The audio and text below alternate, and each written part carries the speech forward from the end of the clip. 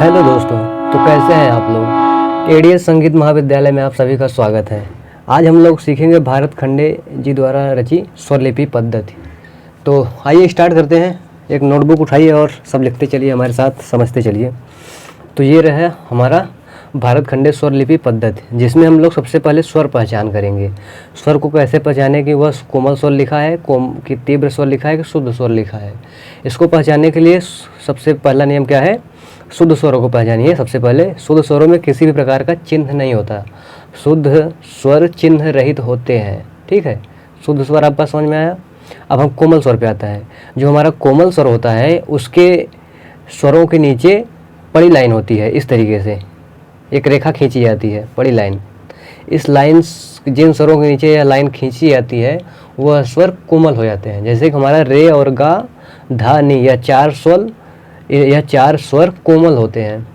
रेगा, धानी चार स्वर कोमल होते हैं। तो इन स्वरों के नीचे लाइन खींच देने से यह कोमल स्वर कहलाने लगते हैं। ऐसा लिखने से यह कोमल स्वरों का पहचान होता है। अब हम लोग तीव्र स्वर पे आते हैं। तीव्र स्वर कैसे पहचाने। तीव्र स्वर जो होता है हमारा एक ही स्वर है, वो है मध्यम, मा।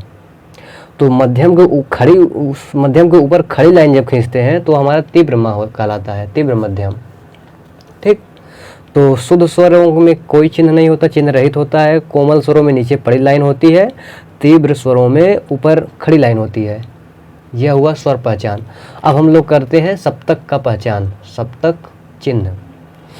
मध्य सप्तक। मध्य सप्तक में जो हमारा ये बीच वाला है, मध्य सप्तक में किसी भी प्रकार का चिन्ह नहीं होता। उन स्वरों को लिखने के लिए किसी प्रकार का चिन्ह नहीं होता। जो मध्य सप्तक के स्वर है, सारे गामा पा धा नी सा, यहाँ से यहाँ तक, इनमें किसी भी प्रकार का चिन्ह नहीं होता। ये सारे गामा पा धा नी सा सिंपल लिखे रहेंगे तो आप पता चल जाएगा यह मध्य सप्तक का स्वर है।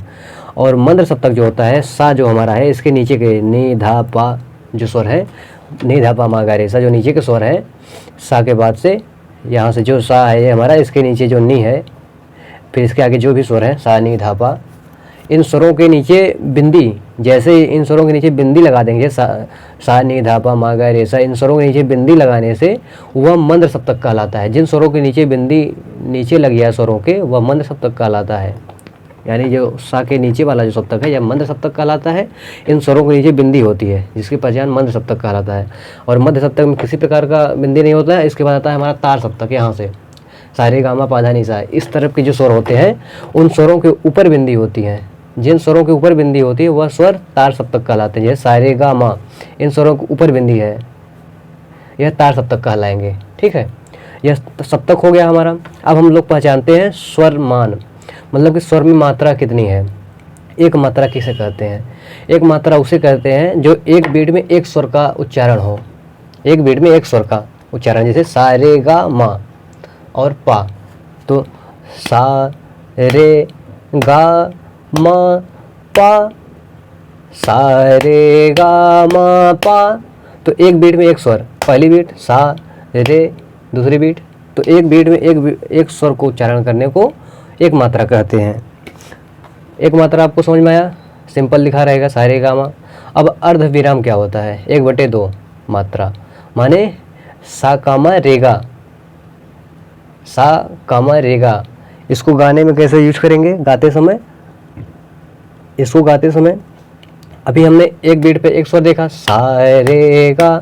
अब जो हमारा सा है ये एक बीट में आधे में आएगा। जैसे एक बीट हो गया, एक बीट का आधा जब करेंगे तो उस आधे में सा अकेला आएगा और जो बचा आधा, उस आधे में रे और गा 2 स्वर आएंगे। जैसे सा, रे, गा, सा, रे, गा, सा, एक बीट पे ताली पे सा, और जो ऑफ बीट उठ रही है यहाँ से सा, रे, गा, ऑफ बीट उठी ना, सा, रे, गा, मा, पा, फिर इसी तरीके से बीट आगे बढ़ती चली जाएगी। तो एक स्वर का जो आधा हिस्सा होता है उसमें अकेले सा रहेगा, यहाँ पे कामा लग गया है, और जब आधा जो हिस्सा बचा है उसमें 2 स्वर रहेंगे, रेगा। तो इसे अर्धविराम कहते हैं। सा, सा, रेगा, सा, रेगा, सा, रेगा। आ रहा है तीनों स्वर एक ही बीट में, पर एक बीट का जब आधा करेंगे तो सा अकेला उसमें रहेगा, जो आधा बचा है उस आधे में रे और गा रहेगा, ठीक। सा, रेगा, सा आधी बीट हो गई, ताली जो है आधी बीट हो गई, और जब इसका ऑफ बीट जाएगा तो ये आधी बीट ये हो गई, सा, रेगा, सा, रेगा। इस ऑफ बीट में रेगा, सा, रेगा। तो उम्मीद करते हैं आपको अर्धविराम समझ में आया होगा। अब बढ़ते हैं आगे। दो मात्रा। दो मात्रा क्या होता है? दो मात्रा, तीन मात्रा, चार मात्रा, जैसे ही स्वरों के आगे पड़ी लाइन या फिर डैश लगाएंगे हम तो वह स्वर बढ़ता चला जाएगा। जैसे सा रे, अभी हमने एक स्वर पे एक बीट मारा सा रे, पर इसमें डैश लग गया है तो सा सा के बाद रे नहीं बोले, सा का एक और सा हो गया, डैश का मतलब होता है डबल सा हो गया, सा, मात्रा बढ़ती चली गई। अगर जैसे यहाँ पे सा लिखा है, एक डैश कर दिए तो सा, दो डैश कर देंगे तो दो बार आ करना पड़ेगा सा, फिर तीन डैश कर देंगे तो तीन बार सा। तो मात्रा बढ़ाने के लिए पड़ी रेखा को बढ़ाएं। जैसे दो मात्रा है, दो मात्रा से तीन मात्रा बढ़ाना है तो इस पड़ी रेखा जो है इसको बढ़ाते चले जाएंगे। एक है पहले, फिर दो कर दीजिए, तीन मात्रा हो जाएगी, फिर तीन मात्रा, तीन रेखा कर देंगे तो चार मात्रा हो जाएगी, एक दो तीन चार। तो आपको दो मात्रा समझ में आया। बढ़ते हैं आगे नेक्स्ट टॉपिक पे। अब हमारा आता है आधी मात्रा। आधी मात्रा को कैसे पहचानेंगे? सा रे गा मा पा धा, वही स्वर लिखा है। आधी मात्रा वो होता है कि एक बीट में दो स्वरों को बोलना। जैसे सा रे गा मा, अभी एक एक बीट पे एक स्वर हो रहा था, अब एक बीट पे दो स्वर कैसे होगा? सा रे, सा ताली पे और ऑफ बीट पे रे, सा रे एक बीट हुआ, गा मा पा धा, पा ताली पे, धा ऊपर ऑफ बीट पे, तो एक बीट में दो स्वर। जैसे यहाँ लिखा है ना, सा रे को एक में बांध दिए और गामा को एक में बांध दिए हैं और पाधा को एक में बांध दिए, इसे आधी मात्रा कहते हैं या फिर दोगुन की लय बोलते हैं। सा रे गामा पाधा नी सा, इस तरीके से। अब एक में तीन, इसी तरीके से एक में तीन कैसे होगा? एक बीट में तीन स्वरों को बोलने को एक बटे तीन मात्रा कहते हैं, जिसे तिगुन बोलते हैं। और एक में चार, एक बीट में चार स्वरों को बोलने को चौगुन बोलते हैं, एक बटे चार मात्रा बोलते हैं। एक में छः मात्रा को क्या बोलते हैं? छः गुण बोलते हैं। एक बीट में छः स्वरों को बोलना। फिर इसी तरीके से एक बीट में आठ गुण हो जाएगा। तो आपको गुण समझ में आया, मात्रा समझ में आई। अब हम लोग आते हैं ताल लिपि पर। ताल को दर्शाने के लिए ताल का जो सम होता है उसको एक्स से दर्शाते हैं, गुणते से, गुणित का चिन्ह। ये एक्स जो है हमारा, यह ताल का सम कहलाता है, या जहाँ बन जाएगा वह ताल की, उस ताल में, उस बंदिश में या फिर उस गाने का वह सम कहलाएगी। ठीक है। और खाली जो होता है, खाली का निशान होता है जीरो। खाली को पहचानने के लिए जीरो का इस्तेमाल करते हैं, जहाँ जीरो लिख जाएगा कि वह खाली है उस ताल में। और किसी ताल का विभाग पहचानने के लिए, विभाग बनाने के लिए खड़ी लाइन खींचते हैं। ये रही हमारी खड़ी लाइन। इस तरीके से खड़ी लाइन खींच देंगे तो वह विभाग बन जाएगा। इसके इधर एक विभाग, फिर उधर विभाग। ठीक। ताली की संख्या, जैसे कि ताली, पहली ताली तो ये हो जाएगी जो एक्स बना है, या इसको पहली ताली बोलते हैं। जब दूसरी ताली आएगी तो उसको दूसरा एक्स नहीं बनाएंगे, उसके लिए दो नंबर लिखेंगे, दो। तीसरी ताली के लिए तीन, चौथी ताली के लिए चार। पर जो जीरो है हमारा खाली का स्थान, खाली में ऐसा नहीं करते कि पहला जीरो दूसरा जीरो, ऐसा नहीं करते। पहला जैसे खाली जहाँ पर आएगा वहाँ पर जीरो लिख दिए, फिर दूसरा खाली आया तो वहाँ पर भी जीरो लिखेंगे। वहाँ गिनती नहीं लिखते, एक दो तीन चार पाँच छः, इस तरीके से नहीं लिखते। तो खाली के लिए जीरो का चिन्ह, सम के लिए गुणते का और विभाग के लिए खड़ी लाइन। अब आते हैं स्वर सौंदर्य पर। मेड़, कण, खटका, गीत, स्वर का उच्चारण देखते हैं हम लोग। ठीक है। सबसे पहले मेड़ देखते हैं। मेड़ उसे कहते हैं कि एक स्वरों से दूसरे स्वर पर आए और बीच वाला स्वर का प्रयोग हो पर उसका बोध ना हो, मतलब वो सुनाई ना दे। जैसे पा गा, पा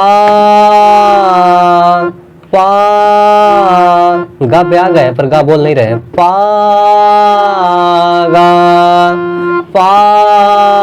गा। इस तरीके से हम लोग मेड़ कर सकते हैं। मेड़ दर्शाने के लिए क्या होता है कि ऊपर इस तरीके से टोपा बनाते हैं। जैसे अभी ये पागा है और ये पा रे कर देते हैं, जिन ऐसे लिखा है, पर जब जैसे ही इसमें इस तरीके का हो जाएगा रे, इस तरीके का टोपा जब बन जाएगा, इस तरीके का सर्कल जब बन जाएगा तो वह मेड़ कहलाएगी। लिखने का तरीका यह है। जैसे पारे, ऐसा नहीं, जब ये टोपा लग जाएगा तो पारे पारे पारे पारे पारे। मेरे समझ में आया आपको? कण देखते हैं। अब पा के ऊपर धा है तो कहने का मतलब पा से पहले धा का प्रयोग होगा, कण उसे कहते हैं। कण किसे कहते हैं? किसी स्वर को स्पर्श करके मेन स्वर पर आए उसे कण कहते हैं। जैसे पा पा पा पा म, पा पा पा, पा के ऊपर धा था तो धा का कण पहले आएगा, पा पा पा ठीक। कण, खटका, मुर्की, गमक, हम लोग ये सब अलग से सेपरेट वीडियो बनाएंगे। अभी हम लोग लिखने का विधि समझ रहे हैं। तो जैसे अभी ये पा है, पा के ऊपर धा लग गया तो इसका मतलब पा, धा का कण पहले आएगा, पा। तो धा का कण लगाना है तो उसके ऊपर पा के ऊपर धा लिख देना है। जैसे अब हमारा नी है, नी में हमको सा का कण लगाना है तो ऊपर सा लिख देंगे तार का, नी पे। तो जैसे नी नी नी नी नी, पहले सा आएगा नी। तो ये हुआ हमारा कण, कण स्वर। फिर खटका क्या होता है, खटका लिखने के लिए ब्रैकेट में लिखते हैं। किसी भी स्वर को आप ब्रैकेट में लिख देंगे तो इस तरीके से हो जाएगा। जैसे पा को हम ब्रैकेट में लिख दिए तो इसका पा को हम तो पा नहीं बोलेंगे, पा नहीं रह जाएगा। तब यह जैसे ही ब्रैकेट में आएगा तो ये पाधा मापा हो जाएगा। तो इसको किस तरीके से बोलेंगे, पा पा पा। ये रहा पा हमारा, मतलब खटका। अब देखते हैं गीत या स्वर उच्चारण। जो गीत का स्वर होता है, स्वर को बढ़ाने के लिए सा के आगे डैश करते चले जाते हैं, और जब स्वरों शब्दों का उच्चारण बढ़ाने के लिए क्या करते हैं, स्या। स्या जैसे किसी स्वर पे स्टैंड करते हैं ना, श्याम श्या श्या, तो यही जो है ये इसको साइन बनाते हैं इस तरीके से। यह साइन जहाँ बन जाता है वो इसका मतलब दो स्वर बढ़ गया, दो बीट बढ़ गई। श्याम श्याम, सा सा सा है, सा का अगर डैश है तो सा। ठीक। आपको स्वर बढ़ाने के लिए डैश करना पड़ता है, स्वर के उच्चारण को, शब्दों के उच्चारण बढ़ाने के लिए साइन बनाना पड़ता है। तो उम्मीद करते हैं आपको वीडियो समझ में आया होगा।